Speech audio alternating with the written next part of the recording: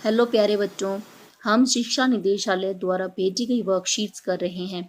आज हम कक्षा 9 की विज्ञान विषय की वर्कशीट नंबर 5 कर रहे हैं। यह 14 जुलाई के लिए आई है। इसमें हम वायु प्रदूषण के बारे में पढ़ेंगे। चलिए बच्चों शुरू करते हैं। 9वीं कक्षा की छात्रा स्नेहा अपनी माँ से बात कर रही थी कि कैसे उन्होंने लॉकडाउन के दौरान ताजी हवा और साफ आसमान का आनंद लिया। आपने भी बच्चों देखा होगा कि जब पिछले साल लॉकडाउन था, गाड़ियां नहीं चल रही थी, फैक्ट्री बंद थी, तो आसमान एकदम साफ था और हवा बहुत ताजी और स्वच्छ महसूस हो रही थी। उसकी माँ ने कहा कि वायु प्रदूषण में कमी के कारण ऐसा हुआ। तो ऐसा किस कारण से हुआ? क्योंकि वायु प्रदूषण नहीं हो रहा था। स्नेहा को याद था कि कुछ महीने पहले दिल्ली धुंध की चादर में लिपटी थी। वायु प्रदूषण गंभीर चिंता का विषय था। कुछ चीजें जो उसके दिमाग में दौड़ रही थी। वायु प्रदूषण के कारण ही धुआं और धुंध आपस में मिल जाते हैं और सर्दी के मौसम में धुंध की चादर के रूप में पूरे आसमान में छा जाते हैं, जिसकी वजह से सांस लेने में भी दिक्कत होती है, जो अवांछित पदार्थों से दूषित हो जाती है, जो जीवित और निर्जीव दोनों पर हानिकारक प्रभाव डालती है। तो इसे वायु प्रदूषण के रूप में जाना जाता है। वायु प्रदूषण का अर्थ है वायु में कुछ अवांछित पदार्थों का मिल जाना, जिससे कि वह दूषित हो जाए और जिससे जीवित प्राणी या निर्जीव दोनों ही प्रभावित हों। वायु को दूषित करने वाले पदार्थ वायु प्रदूषक कहलाते हैं, जैसे कार्बन, सल्फर, नाइट्रोजन के ऑक्साइड, धूल कण, परागकण आदि। अब बॉक्स से वायु प्रदूषकों के स्रोतों को उनके चित्रों के साथ लाइन खींचकर मिलाने का प्रयास कीजिए। यहाँ पर ये चित्र दिए हुए हैं। इन चित्रों को आपने ऊपर दिए गए शब्दों के साथ में मिलाना है कि कौन सा शब्द कौन से चित्र से मिलता है। उत्सर्जन संयंत्र, तो यहाँ पर चित्र है, इसको देखो, ये कारखाने हैं जिससे कि धुआं निकल रहा है। ईंधन के रूप में लकड़ी, यहाँ ईंधन के रूप में लकड़ी का इस्तेमाल किया गया है। गोबर के जलते उपले और वाहन उत्सर्जन, वाहन से भी प्रदूषण उत्पन्न होता है। वाहन से निकलने वाली गैसें वायु में सल्फर और नाइट्रोजन और लेड ऑक्साइड मिला देती हैं। स्मोग, यह वातावरण में घने कोहरे जैसी परत है, जैसा कि आप यहाँ पर चित्र में देख सकते हैं। इसे हम स्मोग कहते हैं। विशेष रूप से सर्दियों के दौरान कोहरे और धुएं से बनी होती है। स्मोग का नाम स्मोग कहाँ से आया?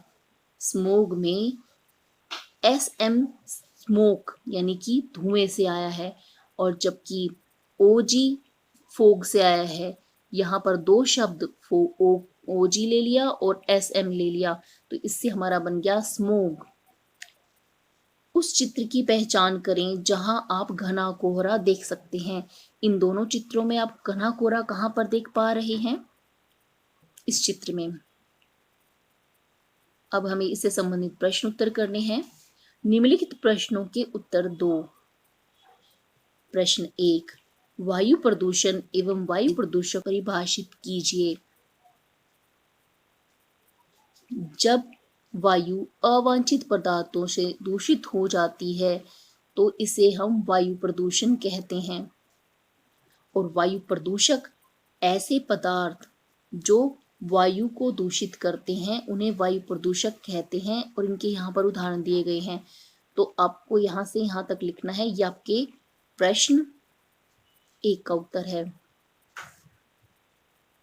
प्रश्न 2, वायु प्रदूषण के क्या कारण हैं? कारखाने, उत्सर्जन संयंत्र, ईंधन के रूप में लकड़ी, गोबर के जलते उपले, वाहन उत्सर्जन, ये सभी वायु प्रदूषक के स्रोत हैं। ये प्रश्न 2 का उत्तर है। प्रश्न 3, स्मोग क्या है? स्मोग घने कोहरे जैसी परत है जो विशेष सर्दियों के दौरान कोहरे और धुएं से बनी होती है। यह प्रश्न 3 का उत्तर है।